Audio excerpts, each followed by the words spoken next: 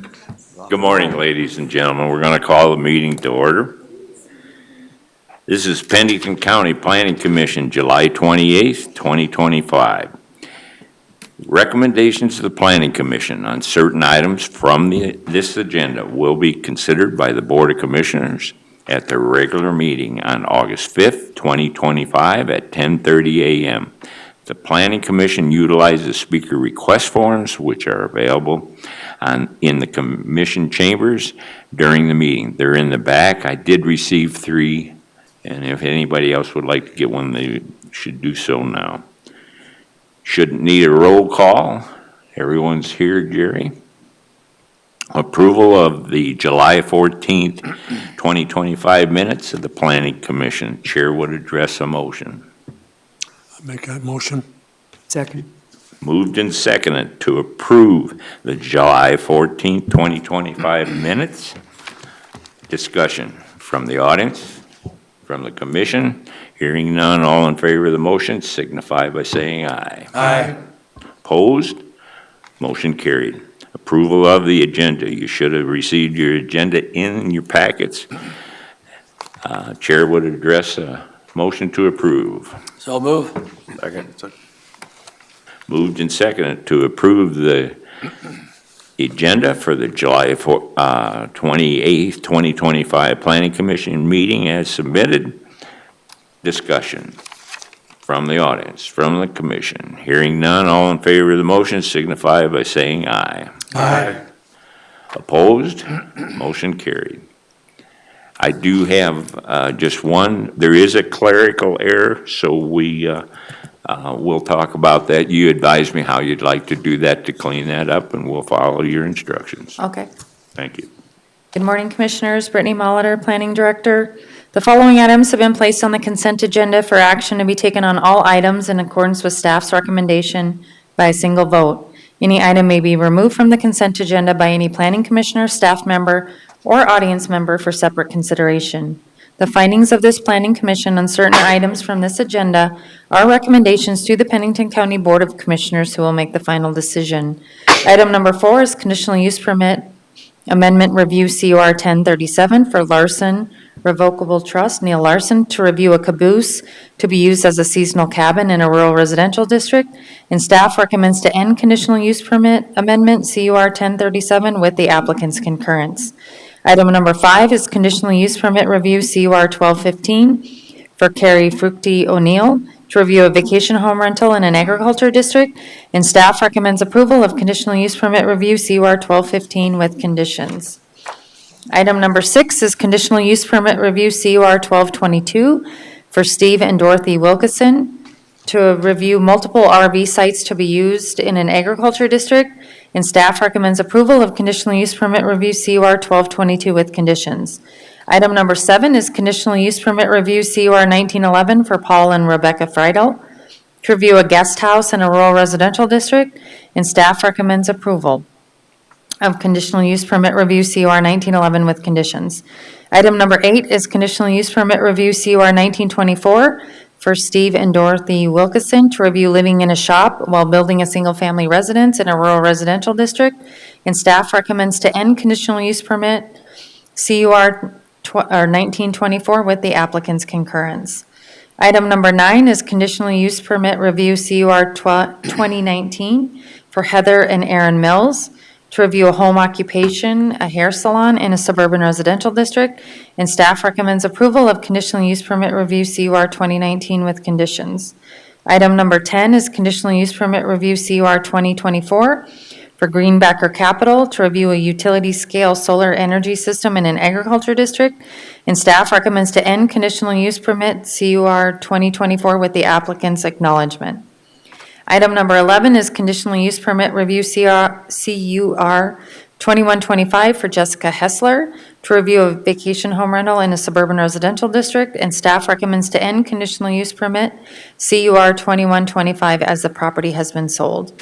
Item number 12 is conditional use permit review CUR 2237 for Nathan and Alexa Soboleski to review a grain bin to be utilized for food and beverage sales in an agricultural district, and staff recommends to end conditional use permit CUR 2237, as the use has ceased for more than 1 year. And finally, item 13 is telecommunications facility permit review, TCR 2301, for the Pennington County Fire Department and the Pennington County Highway Department to review a self-supporting public safety radio tower and equipment shelter in an agriculture district. And staff recommends approval of telecommunications facility permit review, TCR 23-01, with conditions. Thank you, Brittany. Anything you'd like to have pulled, Brittany? No, not at this time. Anything the commission would like to have pulled? I'd like to have number 5 pulled. Chair to address a motion to approve the consent calendar. Move approval with the exception of number 5. Second. Moved and seconded to approve the consent calendar as submitted with the exception of number 5. Discussion from the audience, from the commission. Hearing none, all in favor of the motion signify by saying aye. Aye. Opposed? Motion carried. On to item number 5. TJ, we picked on you while you weren't here. Very minor error, but I'm a stickler about sending things forward for the record that aren't in fact correct. If you'll look at number 1 under the recommendation, page 1 of 5, it says limited to 6 people and the maximum daytime occupancy limited to 5. I believe you probably want that to be 11 or 12. 11, you're correct, yeah. All right, thank you. I had no other aversions to that, just wanted to clean up the record so it does get recorded correctly. Okay. Thank you. Anyone else would like to speak on that item? You have an opportunity right now. Chair to address a motion to approve. I'll put it down as to approve with item number 1 changed from 5 people to 11. Second. Moved and seconded to approve CUR 12-15 with item number 1 under recommendation changed to from 5 people to 11. Discussion from the audience, from the commission. Hearing none, all in favor of the motion signify by saying aye. Aye. Opposed? Motion carried. On to item number 14. Cody Sack, Senior Planner. Item 14 is preliminary plan COPPL 25-0007.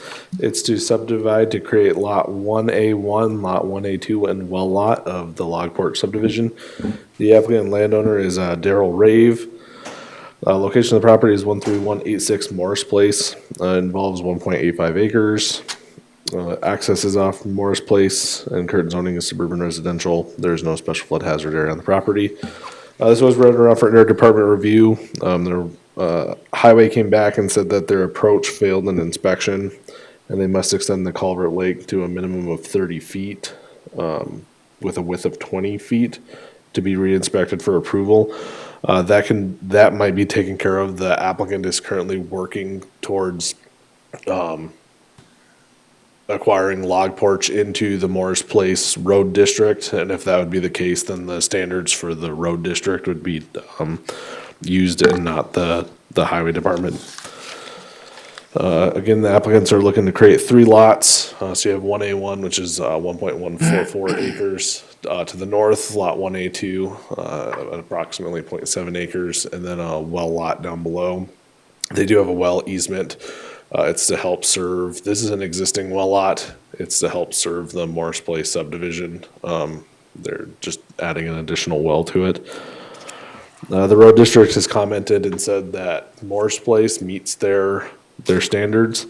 And again, log porch currently doesn't meet ordinance 14 standards. They're working on incorporating that road into the road district. If that's the case, then it'd have to meet road district standards. If it's not brought into the road district, then they would have to meet highway department's comment for the approach permit, and then the road would have to meet ordinance 14 standards, or they'd have to get a variance to that.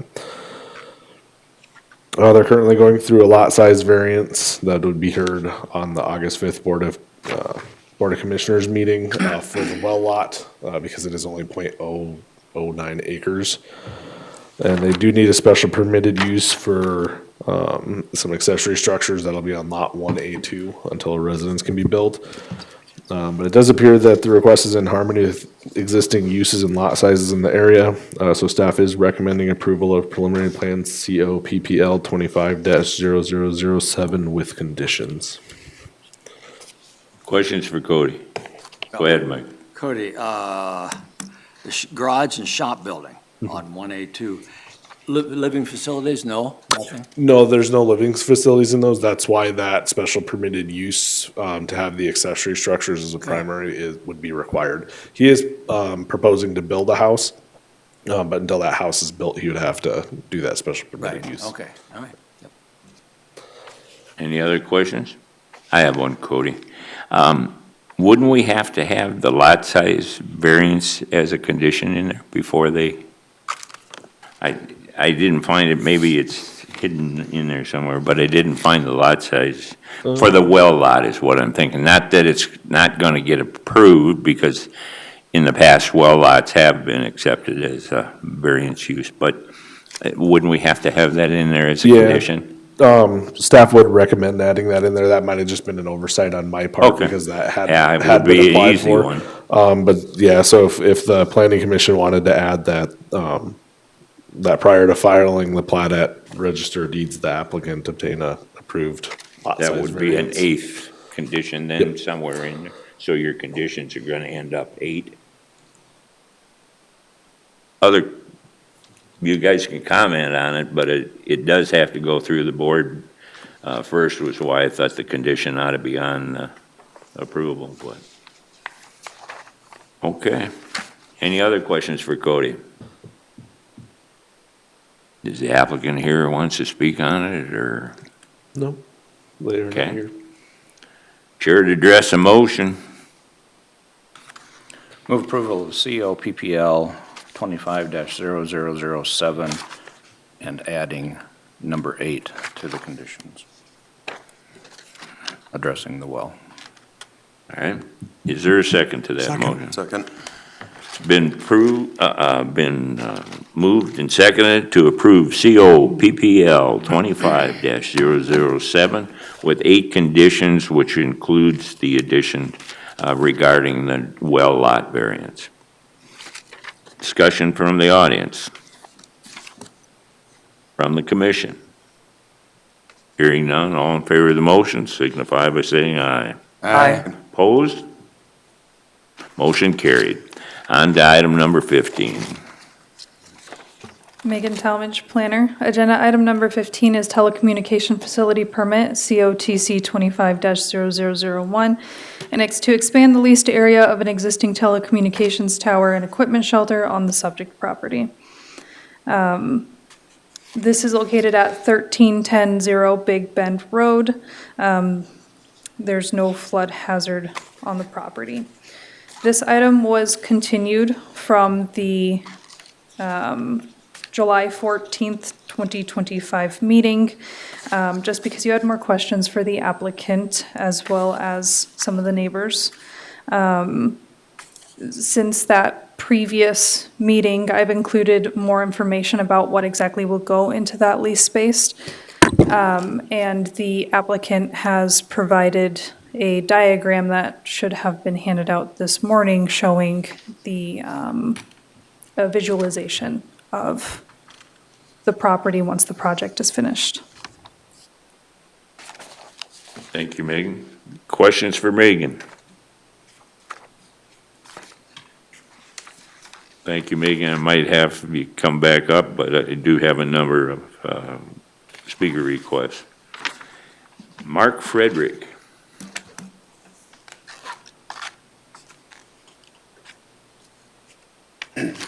Just please introduce yourself by your name and go from there, Mark. My name is Mark Frederick. I'm the property owner at 13100 Big Bend Road. I apologize, I did not attend the previous meeting due to a family matter. Most of the technical questions will be answered by the T-Mobile representative. I believe they are here on a Zoom meeting. The comments about the neighbors and the property damage that had happened when they brought up the Verizon shelter. Excuse me. The tower was originally built by Altel and then was purchased or was sold to AT&T when Altel went out of business. And then Verizon was added to it. I was not aware of any property damage that had happened to my neighbors. And it has happened to my property when they have brought up a semi-tractor trailer to deliver those vertical lift machines to go up to the antennas on the tower.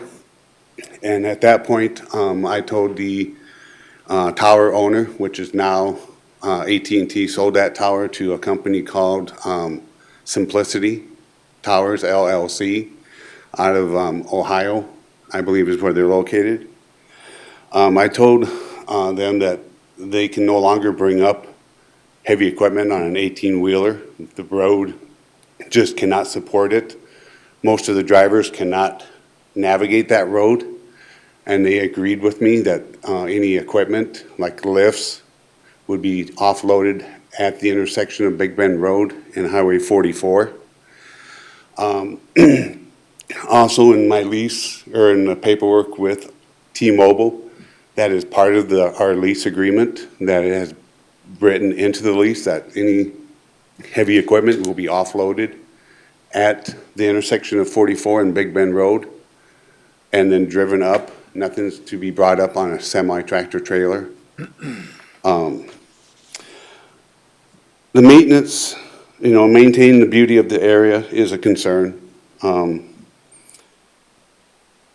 I know that the addition to the footprint, as it shows there, is just about an area, I believe it is 25 feet by 17 feet is the area in blue there. This is to add further space on the equipment.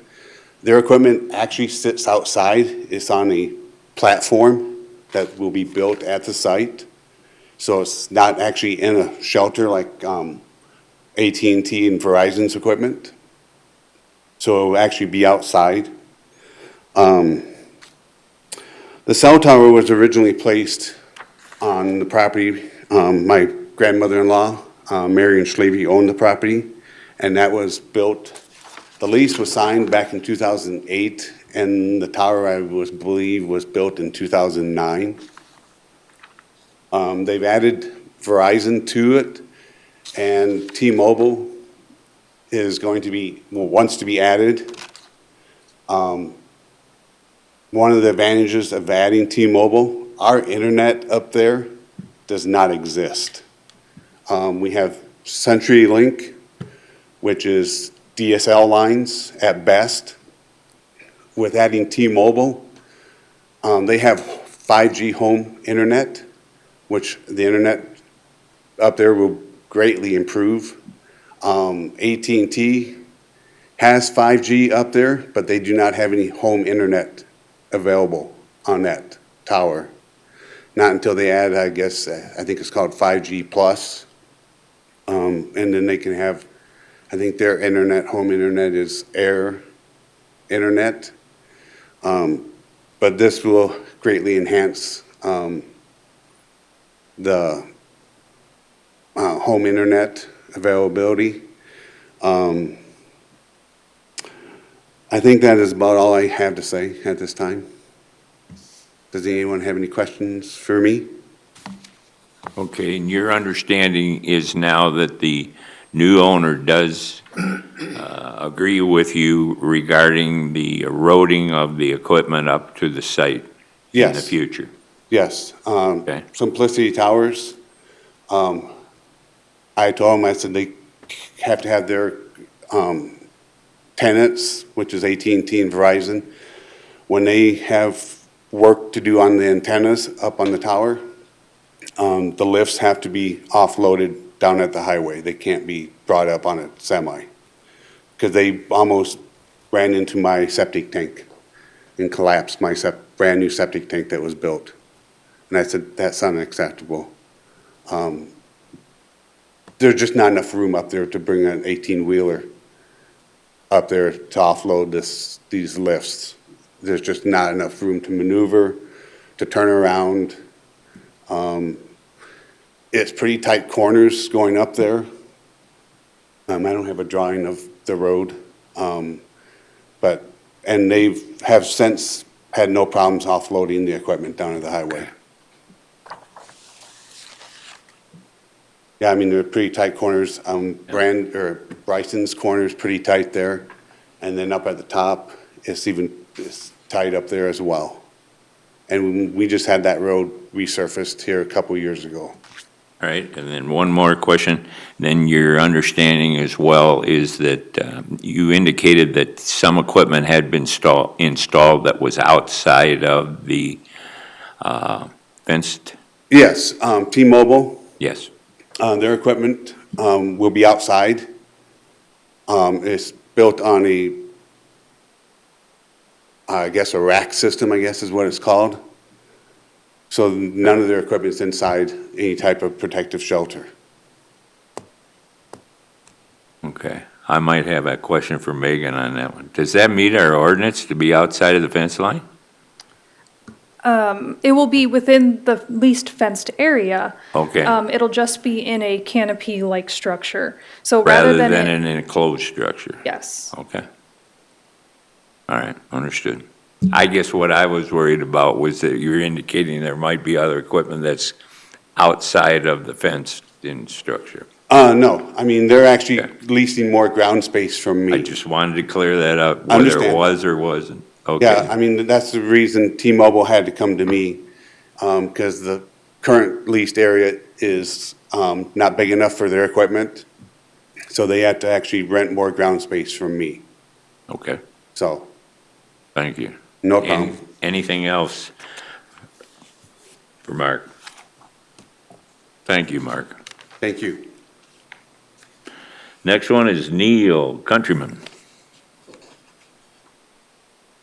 Please introduce yourself, just for the record, Neil. Morning, I'm Neil Countryman, resident of Big Bend Road. I'm at 13134. So my question is about any additional frequency bands and the maximum power levels that can be transmitted. My house is 190 yards from the top tower antenna array right now. And on the southern side of the curve there of Big Bend Road, of Highway 44, is a large set of cliffs that act as a great parabolic mirror. I'm curious about that and whether we can get any information about any additional radiation levels, I guess, to the existing residents that are nearby the tower. Okay. That's it. That's my sole question. Yep, and our applicant is on Zoom, which we'll be calling here when we get her, right?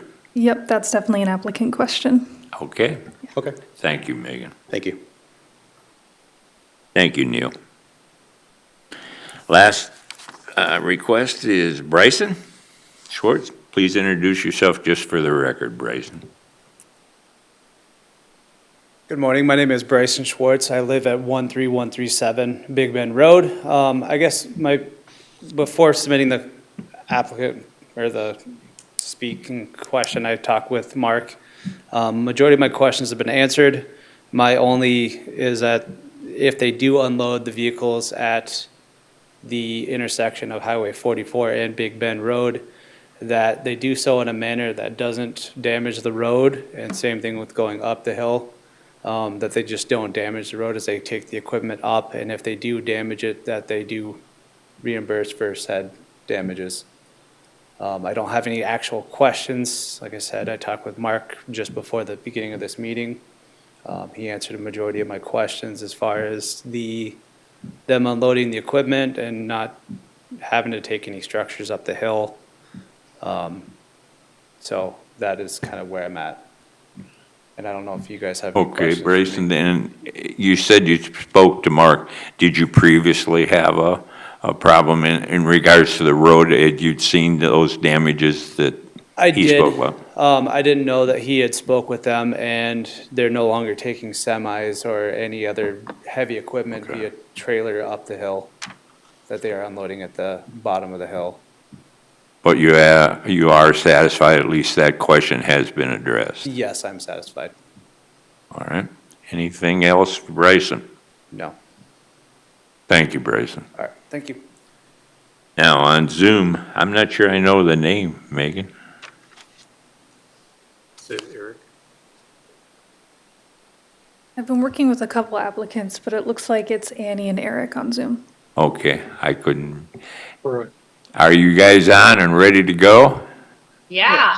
All right, well, you heard the questions that came up from our speaker request forms. Please introduce yourself for the record, and then try to speak one at a time so we have some idea which one. Thank you. Yes, sir. My name is Kenneth Trujillo. I'm a site acquisition specialist at UCI2 representing T-Mobile.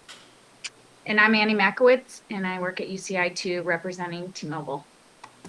And Eric Feathers, also work for UCI2 representing T-Mobile. I didn't get that last one. Eric Feathers. All right, thank you. Go ahead. Okay, as Mark did a great job explaining the project, we are looking to add 6 new antennas to the existing tower. We're also looking to lease additional ground space next to the tower to place our equipment on it. That equipment will all be within a fence, so that extended area will be fenced in the similar manner as the current equipment. T-Mobile's equipment is going to be on a steel platform rather than one of the large enclosures. And so that is why we're able to tell the landlord and include it in our lease that we're not going to be having these big trucks that have caused damage to the road in the past. This steel platform is essentially just something that raises our cabinets and equipment off the ground to protect it from water and snow. It'll also have a steel platform to protect roofing deck to protect it from rain and snow as well. Those parts can be taken apart piece by piece and offloaded at the bottom of the road and taken up so that we're not taking any of these big 18-wheelers up there to cause any sort of damage to the road. One of the persons said, can we ensure that we do not have, that we are not going to damage the road? And if we do so, can we reimburse? And that is something that T-Mobile is willing to agree to and could be part of our approval. If you guys wanted to say it's approved with the condition that the road shall be done and should be held as part of the post-inspection, we are welcome to do so, as we'll be very careful as not only as our lease obligation, but also as part of this approval if that's a need. There was some questions about the electromagnetic emissions. T-Mobile's emissions will be no different than what's up there right now. So basically, we're just operating on a different channel than Verizon does. We are licensed with the FCC to broadcast at our channel, but the power levels and frequencies will be almost identical to what's up there currently and has been broadcasting for some time. You can imagine us as two different radio stations or two different television stations broadcasting at the same time. We use different frequencies so that you can hone into those through your phone or home internet. And this will not be anything different than what has been up there for quite some time. The antennas will all be operated within all FDA and FCC guidelines to ensure we're well below all permissible EME guidelines, as we have with all our sites throughout the country. And I believe those are the direct questions. I wanted to see if there was any other additional questions on this. Yeah, do you have our photo sim up, Megan, by chance that we sent you, or? I can answer that. We did get a before and an after presentation regarding what the tower will and the equipment placement will eventually look like under this proposal. Is that what you're speaking about? Yes, sir. So we were hoping to just kind of just show you, really what we're doing is just expanding that fence line to allow for additional equipment and basically putting antennas right below the existing ones, as the tower was intended to do so. Anyone else from your team there, the project team wants to go to next, or wait until the commissioners have questions? I'm good with waiting until the commissioners have questions. All right. Questions for the project representatives? Mr. Chairman, I'm assuming that the towers are going to increase coverage. How far will it expand the coverage? Well, it will be kind of an oblong shape. So basically, we can provide coverage to anything that tower has line of sight to. Because of the hilly nature of it, it's kind of a unique shape. But basically, anything a tower can see visually, all those people will have increased coverage, both the cellular options, being able to have T-Mobile as not only a choice for their phone service, but also for their home internet service.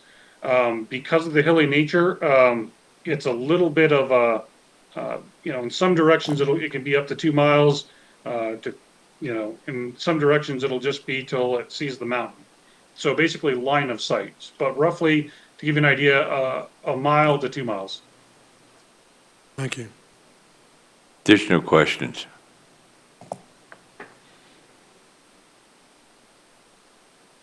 Only one I noticed, folks, is that, and we try to do it, these towers, it's pretty hard to dress them up as a tree. And it looks less like a tree when we add the additional antennas. And, you've just got to be honest about that. You folks are limited in what you can do to make it look like a tree when you're adding mechanical antennas. Other than that, I have nothing left. Anyone else from the audience or the staff want to weigh in? Yes, sir. Please introduce yourself again for the record. Neil Countryman. I just wanted to follow up on the questions about EMF. You said there was no difference in what's already up there in terms of frequency bands, but can I assume that the amount of power that you could transmit maximum would add to whatever's there? I'm just wondering if we can get that quantified. Well, we will be transmitting on the L600 band, 1900 band, and 2100 band for megahertz. If you're looking for the exact frequencies that we'll be operating on, those will be our primary ones that we'll be operating on. So, is there a maximum? Is that what you're looking for the? Yes. For the megahertz? Yes. Yeah. L600, L1900, and 1900. And with the option to use L700 as well. So basically 600, 700, 1900, and 2100, probably I think it's about, we have the 100 megahertz band, so 600 to 698, I think L700 is 700 to 784, and then 1900 is like 1900 to 1965, and then 2100 to roughly 2170. So those are your technical megahertz that we'll be broadcasting at that. And that's what you'll see on a T-Mobile phone, like when you get the reception, that'll be on the back of the phone as well to show you what we're broadcasting on. Thank you. Now, in terms of the additional power output though, can you quantify maximum wattage? Maximum wattage, I might be able to pull that up in the drawing. Give me just a moment, sir.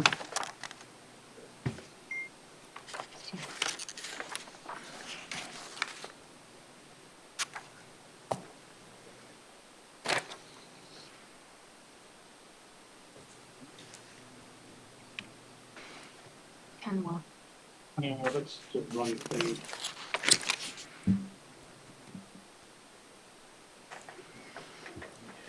These are what he was asking for. Well,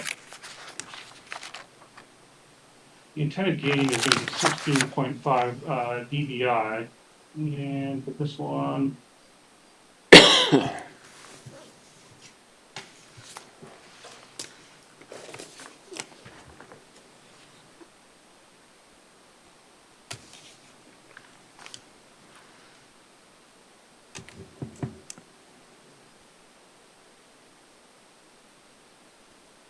So for this one, the total average ERRP, is gonna be 79 dBm.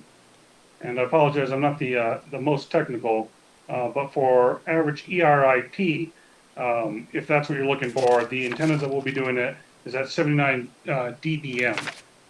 If that means anything for you. I apologize, I'm not as, was not as technically ready for that question. That's all right. No, thank you. I appreciate that. That's in the record. Yeah. Of course. So, Mr. Chair, Yeah. may I ask Mr. Countryman, can you explain your concern to that? I'm not an electrical engineer. I took one class and I have very limited knowledge. well, I know that, there's certainly from a regulatory standpoint, everything is fine and agreed to be safe. There are experts in the world that think that 5G emissions are potentially dangerous. And your concern is about the health effects because you said that that frequency gets emitted and then reflects off a wall? Well, of I'm worried rock? that we might be within some sort of cone. Okay. There's a certain downward trajectory that the antennas will project towards. But with the cliffs across the street, I would expect some amount of reflection. Okay. So yeah, just being within the immediate area, just concerned about it. So you're concerned about Yeah, exposure, I'd just like exposure to know that? what potentially we'd be exposed to. Okay. That's Thank it. you. Thank you for Just a clarifying that. second. Megan, is this particular sheet available on site for Neil? It's not, but I can provide it to you after. That's the what I meeting. was thinking for his own records. We do have a sheet in here that reviews what the project or the applicant's project people have indicated to you. In one regards, not the wattage, as he indicated, he was Right. not prepared for that, and that's fine, that's apparently not. But there is a sheet in regards to the frequency and high frequency that is available if you would like it. Sure, thank you very much. Thank you, Megan. Anyone else like to? Yes, sir, please come up and introduce yourself just for the record, and you may speak after that to what you like. My name is Kelly Jensen. I live at 13115 Big Bend Road, which is the property adjacent to the tower. I'm the closest home. As I brought up at the last meeting about the access agreement, there's an existing access agreement for the residents and the homes, but there was never a commercial agreement. I tried with AT&T and Alltel, and they blew me off. They said they were fine under that other access agreement. My attorney disagrees, and at the time, I just didn't have the money to pursue it against the other two companies. But this will come up, so I'm just letting them know that there is an issue about access across my property. All right. That's it. Did the project or the applicants understand what he's speaking about there? Yes, I believe, Mark, were you able to speak to that as well? I think there was an issue with, not the access of vehicle, something with fiber or some type of a utility that was, from a previous carrier up there. Does that sound right, sir? Yes, I'm not sure who put the fiber in. It crossed my property, and I told them at the time, you're crossing my property, and they disagreed. We settled with them, and I gave them an Okay. easement for the fiber optic. As for the road, which runs across my property in the southeast, that's what I'm talking about, vehicles and maintenance people coming across my property. They never had an access agreement. All right. Oh, okay. I'll have to look at the survey. I guess I wasn't aware of that on the access part. I had heard something about the fiber, but I'm happy to look at the survey I show. I'll have to look in greater detail because I did get a survey of the property. Okay? Yeah, is that for Big Bend Road? Is that what the road that you're speaking about, sir? Well, actually, Big Bend Road ends at my property line, and from that point on, it's private property. Okay, do we have the drawings available to pull up, just for us to get some clarity on this, just to make sure Yeah, so we're all speaking? Got Megan coming back up right now. Yeah. Okay, If we great. could look at the survey pages, particularly page 404, if you could pull that up. Yeah, so I would have to, 104, where it says it shows the survey. I would have to go to the PDF document to do that, and I'm There we not go. sure. That's actually quite good. That's quite good, actually. Okay. So, we're looking at Lot J being the subject property. Sir, are you Lot N in this diagram? Correct, yes. Okay. And so, Okay. this one right here, it's calling out a 25-foot roadway easement, book 163, page 653, plat bulk 225. And I think whoever did this original tower had some sort of indication that there was some sort of roadway easement. Is that the easement that's in question here? Yes, that was for Okay. ingress and egress of the residents of that lot. Oh, Okay. Yeah, we can definitely take a look at that. That was unbeknownst to us at this point. But we could definitely work with the tower company and see what resolution we can come to on that. Well, that would be great. I feel like getting some Could you provide satisfaction. Megan with could you provide Megan with your contact info, or Megan, could you provide us with his? So I believe I actually have already provided his contact information in a Okay. previous email chain, but I'll just forward that onward after the meeting. perfect, thank you. All right, and you're satisfied then that you have an ability to follow up with him if you get that contact information and go from there? Is that correct? Yes, I All righty. can help. I'm happy to do that. Any questions for Kelly while we've got him up here again? Thank you, Kelly. Thanks.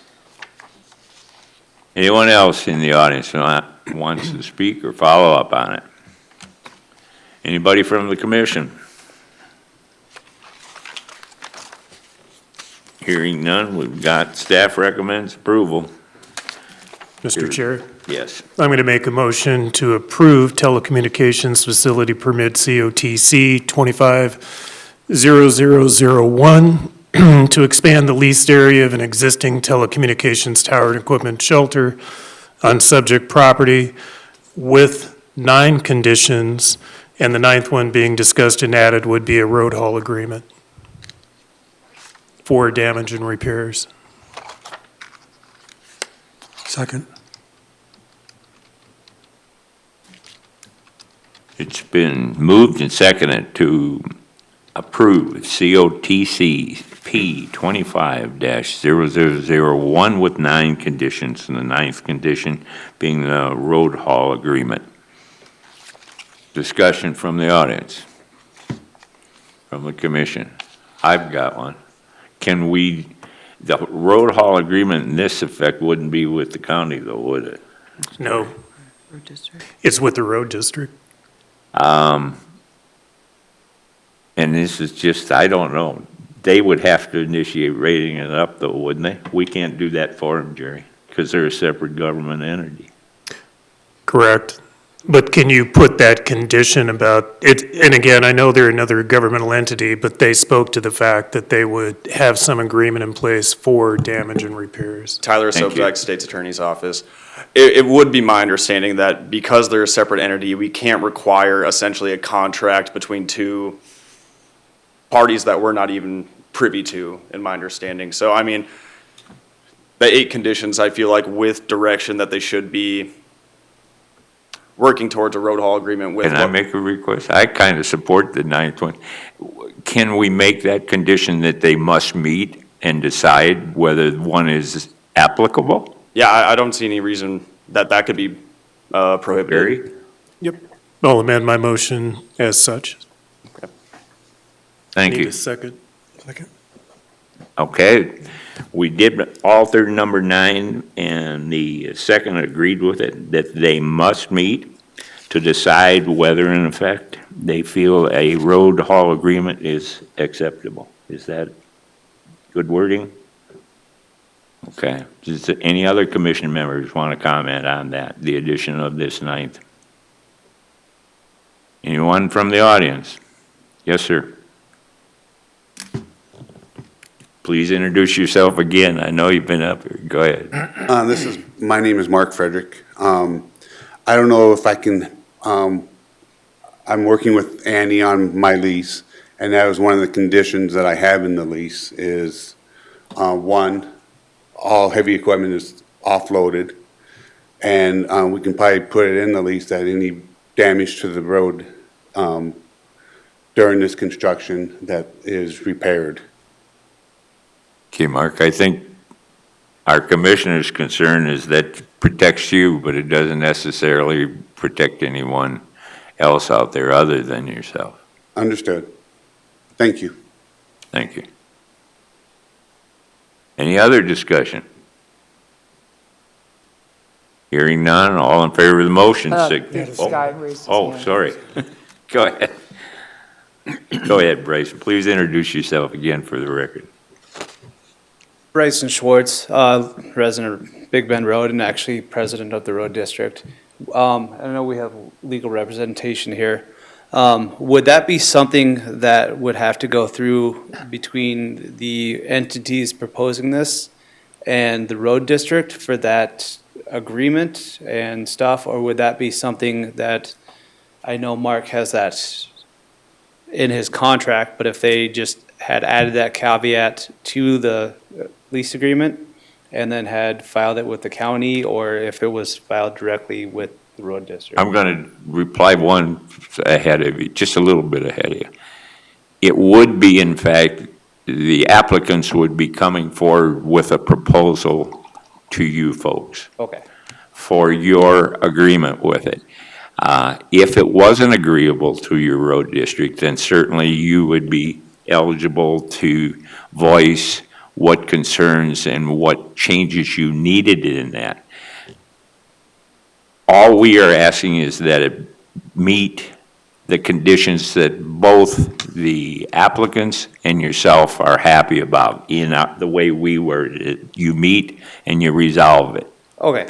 So that's it. Go ahead. Yeah, Tyler Sobzak, State's Attorney's Office, it's exactly just like Commissioner Johnson said. So, I mean, and I can't give you or, T-Mobile any legal advice or anything, but, just generally, this would be a private agreement between you folks, and this is just kind of getting the process rolling, so. But I can answer a limited amount of questions, but I can't give you true legal advice. Once that agreement is reached and both parties feel it's a mutual agreement, would that have to then, with the ninth Condition. condition in place, would that be something we'd have to bring back to the planning commission, or is that something we'd have to file with the state? No, at least as far as we're sitting here today, the ninth requirement is, I'm gonna just kind of paraphrase, but requiring you two to meet and confer on any issues regarding the road haul agreement. So no need to get back in front of the planning commission with it. And by way of recordation, I don't see anything that would need to be required in the register of deeds or anything like that. Okay. But yeah, but that, that depends on what kind of agreement that you and the applicant reach, and, no one size fits all for what really needs to be done. But Okay. for a road haul agreement, I don't see any reason to. Okay. Bryson, as head of the road district, there's 7 of us up here are just citizens, volunteer citizens on this. We certainly don't expect people come up with conditions that are unmeetable for an applicant, or an applicant come up with one that you're not satisfied with. It's a graceful way to get this done so people have a basis to do business together. And you are a separate government entity, and we can't require you to do that. Okay. Thank you. Yep. All right. Any other questions? All right. Thank you. And Megan Talmadge, planner. Staff would like to recommend that the phrase "before the building permit," Be added to it. yeah, so before the building permit is applied for, that agreement or that meeting has taken place. Would the motion maker agree with that in the second? Yes. Second. Okay. You satisfied with that one? And we'll try to reread it. I'm going to get Jerry to add it. We added a 9th condition, which says we are asking, because we can't require, we are asking that the applicant and the road district meet. And now we're asking that it, any final condition, that it be done prior to the submission by the applicant for a building permit. Yes. Thank you. Is that correct, Jerry? Yes. All right.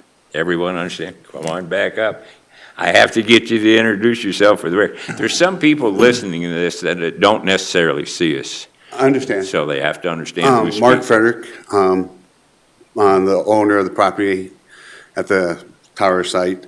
One thing I should bring up is Simplicity Towers does pay dues to the road district like all other property owners there. That was one of the things, since they are not a cellular provider, they are required to pay to the road district. As a member. As a member. So just so that the commission is aware that they do pay dues to help maintain that road as well as all of the property owners there on Big Bend Road. Then, Mark, I'd have to tell you that we advised you correctly then, because then it's more important that Yes. the road district and the applicant meet in this case. Understood. I just want to let the commission know about that. Okay, thank you, Mark. Anyone else? Anyone from the commission that has something to add? Hearing none, all in favor of the motion signify by saying aye. Aye. Opposed? Motion carried. On to, I think ordinance is next, isn't it? Brittany, your choice. How would you like this? Would you like each commissioner to voice, or I don't think it's worth it to go through it line by line, do you? No. It's pretty well written, I thought. It must be a new concern that we have. It is, yes. And there were several entities that met on this. I know that Commissioner Schmall, he was in some of the meetings on this as well, going over this. I'm trying to get this ordinance to come up, and it's not. Why don't we just go right around the board? Member right here, and that's anybody that has an item, and this would include the entire length of it. I've read it, and I had a few, and we get down to me, you guys will have covered them all, I'm sure. You're brighter than I am. Go right ahead, Matt. I have no comments at All this right. time of, like Brittany said, I've been kind of sitting in the creation of this ordinance, so. Okay, Kevin? I don't have any. No. Mike? The sound level, the ambient sound level. So if you've got obviously I'm overboard, but if you have a jet engine manufacturer that tests jet engines, how do you figure then what you want above that? I mean, how does this, since that's already off the charts, how does this ambient thing work? The decibel, is that what you're asking, the questions on the In other decibel words, limits? you're talking a bit, the sound level in the background, now you've got a new one on top of that. Correct. So You'll have your ambient sound level, which they would measure prior to operation, and then once it's operational, they could add the 55 dBA to that, and that would be the overall sound level that they would be able to have to meet. So if you've got 30 background to start off with, you've got 55 above that, or a total of 55 of the whole thing? No, it's be 30 plus 55, so it'd be 85. Okay. Then the other thing, you talk about 30 minutes, maximum of a 30-minute thing. So if you've got something that makes noise for 15 minutes, that doesn't count? Right, if there's like a snapshot in time where there's something that's going on that it would cause it to create some kind of noise or something like that, like a generator, or that's what I'm guessing would happen, then that would give them time to address it, mitigate it, and bring it back into compliance. Within that 30 minutes? Correct. Okay. My The other one understanding. is the screening of the entire center. The way you're set it up, the whole thing has to be screened? The building, not the property, just the building portion of it. Okay. So there's two separate things. There's a buffer requirement, so it'll require trees or shrubs or berms, Yep. things like that. That will also help mitigate noise, the buffer. And then the fencing is more for security. That is a common practice that we use with cell towers, Like the 7 foot on the cell, okay, all of that. all right. Okay, no, those are my only questions. Lori? My turn. Do we have any applications for these kind of facilities or any operating facilities in the county now? No, You're not just that I'm aware You're of. just anticipating this because I've seen news programs where people had this nice piece of property and one of these crypto mining things came in and it's loud and it makes a whole bunch of noise. That you're just trying to get ahead of that, correct? Correct. Okay, thank you. Commissioner? Nothing right now. I have nothing. I kind of went through mine, and I'll just go through them quick again, so in case any of the other board. Fencing, I just wrote the why, but anyway, I understood your buffer system. I don't have any problem with any of that, but just fencing, I don't know that it would appear to be fairly common that they fence these type of facilities, but It's a security Okay. measure, and it's something that we do with any of these types of uses. Like I said, the cell towers, we require it. If you look at the DC tie that's on Lamb Road, that has the fencing. It's a common practice for these type you of know, though, in utilities. actuality, and since we don't have a police force or much to be able to go out and enforce these things, most of them leave the gate open anyway. So, and like our towers and things like that, most of them had the gate open when you drive around them. So just thought I'd throw it in. Anyway, then, exceptions, residential, it says, and what I was looking at, does the normal setbacks go on top of what we're calling buffered, or, in other words, is there a normal, since this is commercial or whatever, that it's 25 feet, or does that go on top? I wasn't sure I gathered that in there. No, I believe the way that it's written is that that's the. Defined right here. Yep. Okay, then I did point out that I thought number B, under number 2B, had agriculture and commercial, and we already accepted them up there. We did allow for industrial, but you're saying they might eventually fall into that? That's the setback requirement, so you could have an industrial district that abuts a agriculture district, so All that's. alongside of it? Correct. Okay, and then the last thing, and you and I know that, is that the LLC thing. I just feel like we kind of have to come up with some way. I can see LLC all over these type of operations, especially the Bitcoins and that sort of stuff. I can see that's coming, and I have no exception at all in what I say when people are going to do this that try to hide they own it. And they use LLCs to do it. Thank you. Anything else? Is everybody comfortable with it? And if they're comfortable with it, I believe we probably ought to address it and move it forward. Just one thing to note, that this is a conditional use permit, but it will go to the Board of Commissioners as well. So that is one In thing fact, to they're note. the sole, kind of, we're back to the recommendation level on this one. the On way this it's type written. of CUP, Yes. correct. I even read the words in there. Mhm. And it defines, this has come up before, but it defines in this one exactly the three types of actions we can take on. Mhm. Okay. Correct. Because some things don't. All right, thank you. Did everybody understand what I meant? There's some conditional use permits, and this has come up before in discussions, where it doesn't say exactly what the planning commission can recommend on to the Board of Commissioners. This one says exactly what we are allowed to do. Thank you. Chair to address a motion. Mr. Chair, I make a motion that we accept ordinance amendment OA 250002 in its entirety. Second. Moved and seconded to approve OA 25-0002 as staff has submitted. Discussion.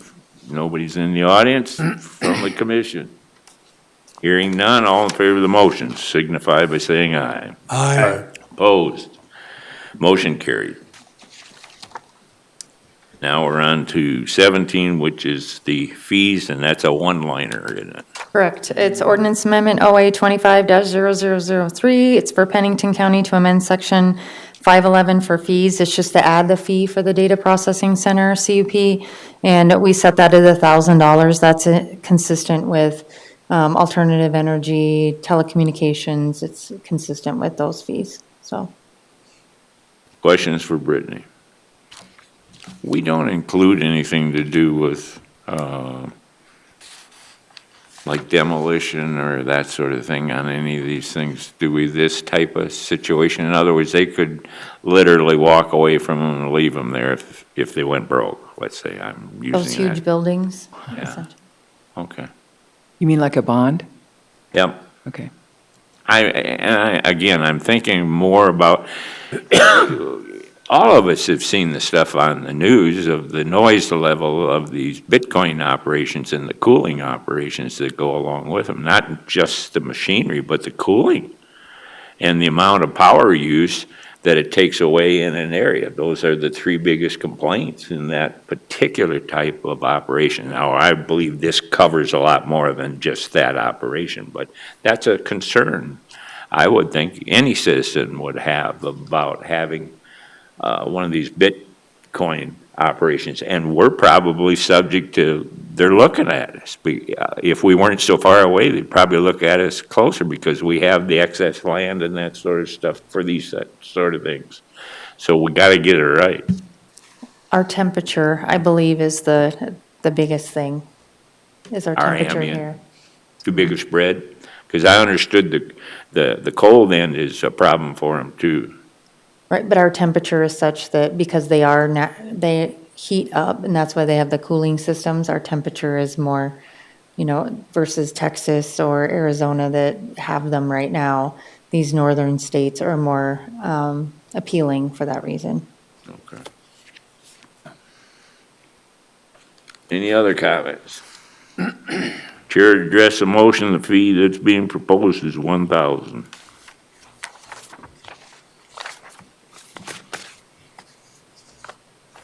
So move. Is there a second? Second. It's been moved and seconded to approve OA 25-0003. And it's a one line, it's an addition, section C, data processing center, $1,000.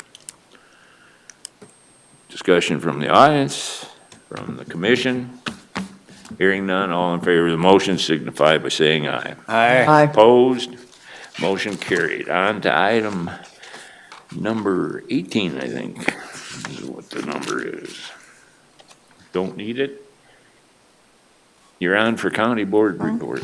The Board of Commissioners will hear the Planning Commission's recommendations from the July 14th meeting at their August 5th meeting. So they'll have the recommendations from both the 14th and this meeting on their August 5th meeting date. And that'll be the same as this one. Any questions? Haven't got any public left. We ran them all off. Items from the staff. Just our building permit report, we're pretty much consistent with what we were in 2024. This month, we were up a little bit in single-family residences and overall the number of permits, but the number of permits for 2025 is consistent with 2024. So we're pretty steady. You think it's softening just a little bit with the, I noticed the amount of houses that were on this request. Do you think it's softening a little bit and we might see a little increase before the end of the year? I don't think we're we're pretty steady. The office, our requests in the office and things are pretty steady. These subdivisions are ones that are in the 3-mile plating jurisdiction where most of the houses are being built. And we aren't going to see any more commercial probably, unless something comes up, maybe is the Liberty Land thing or whatever it's going to be, is that going to end up out in the county side? No, that's in the city limits. It's across from. All right. Membership items, anything? Where are we with the solar farm and the wind generation? That tends to be a topic right now coming on about no more solar fans out there.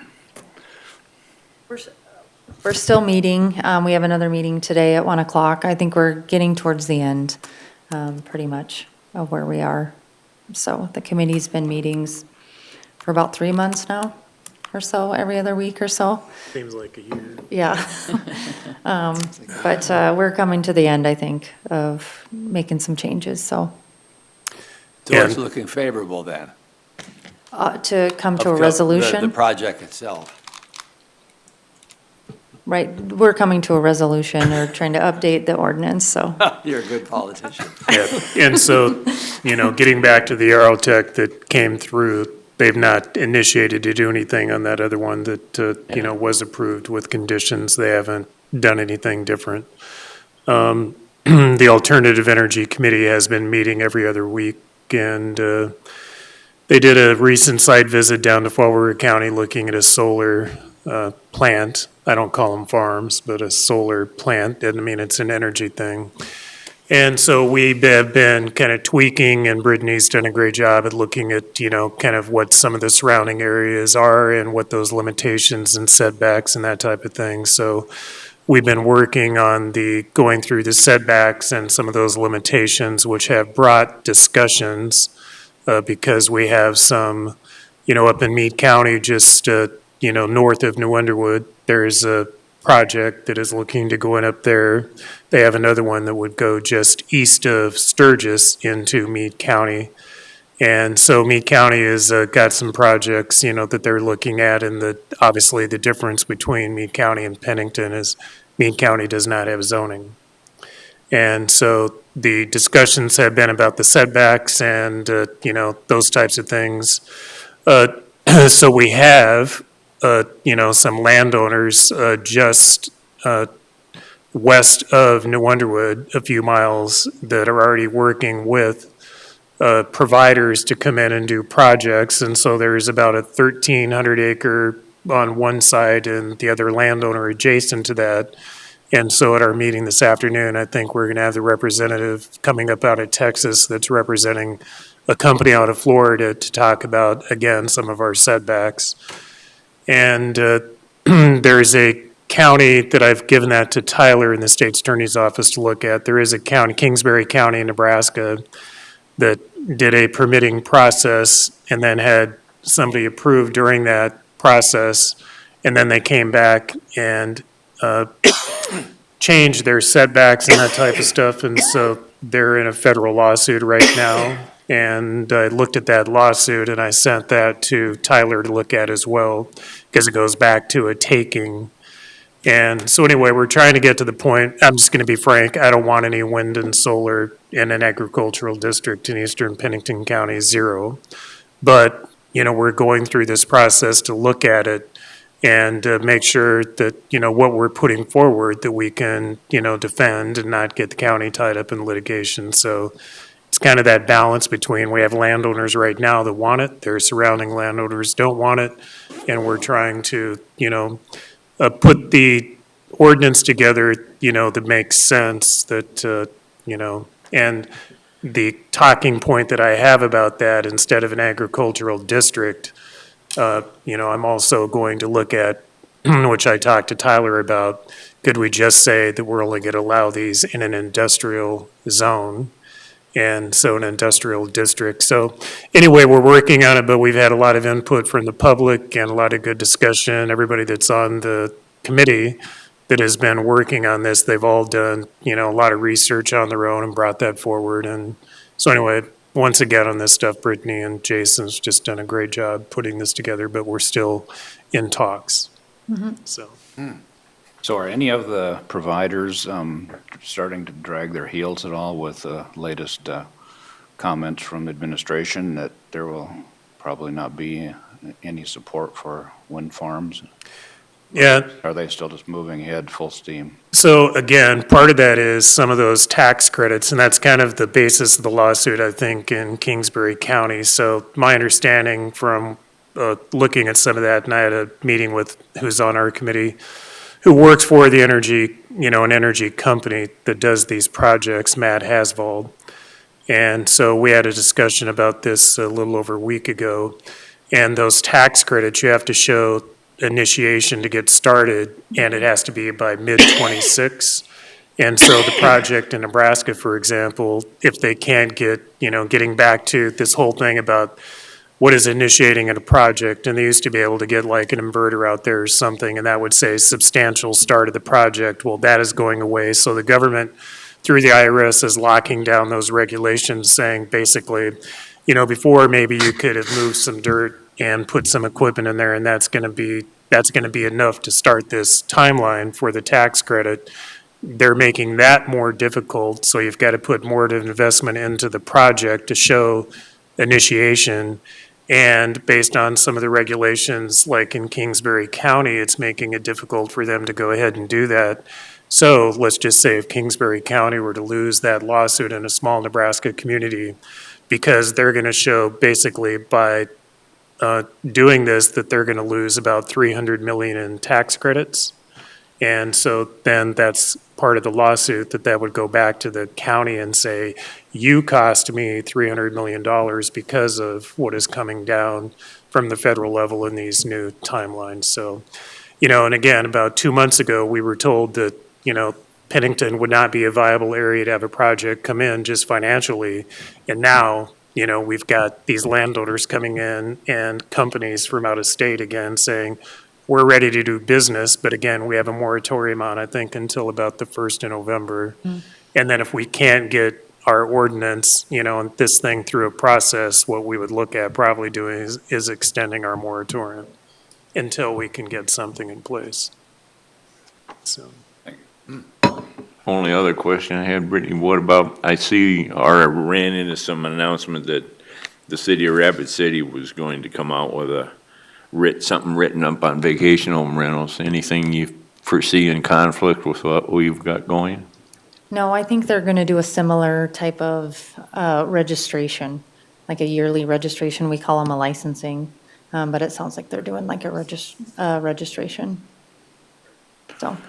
Anything else? I did find it interesting, the paper they talked about, there's a computer program the city is going to use to try to see who's doing what on ads and all that sort of thing. I don't know if we do anything like that. We've looked into that software, and we just have to, it's up to the commissioners if they want to pursue that. I imagine it's expensive. I think it was about $10,000 initially to do it, to data mine, I think is what it was. So, but yes, we've looked into that same, Maybe you can go in shares with them, so, yeah. 5 each.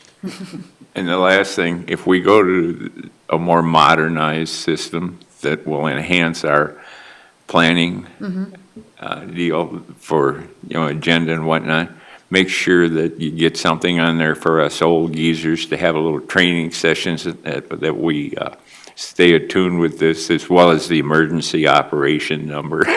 It's For us that actually, fail the class.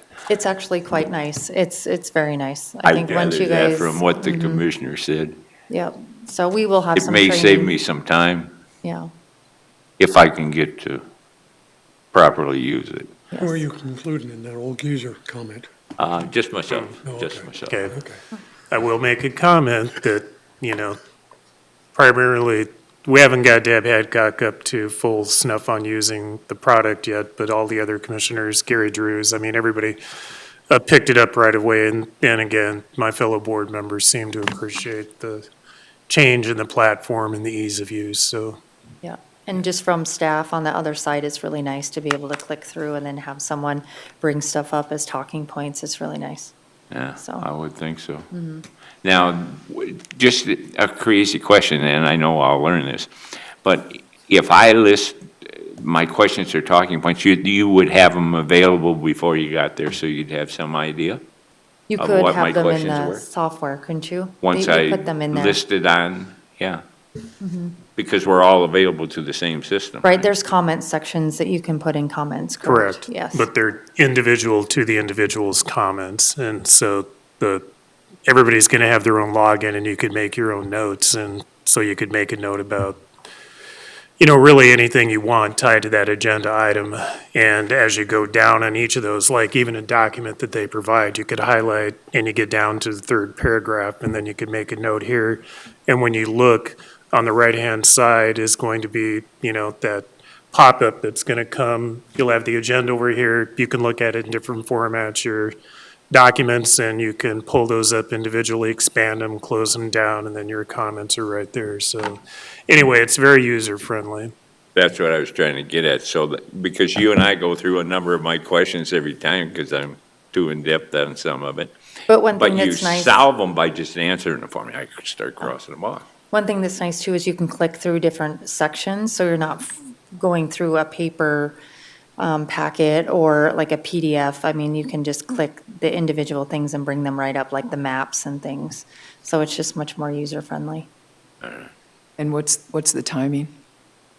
First of the year, next year? No, This it's year? going to be in the next couple of months. Oh, okay, Yeah. all right, for the end of the year. So, and I think we're trying to get some older laptops and things from IT, so you guys would have things available on the dais too as well, the planning commissioners. You guys' new building was on my internet yesterday about county building out there. We're all gonna move out there and everything. I don't know whether it was on anybody else's news, but it was on mine, so. Chair, take a motion to adjourn. So move. Second. Moving second to adjourn. All in favor of the motion signify by saying aye. Aye. Opposed? Motion carried. Thank you.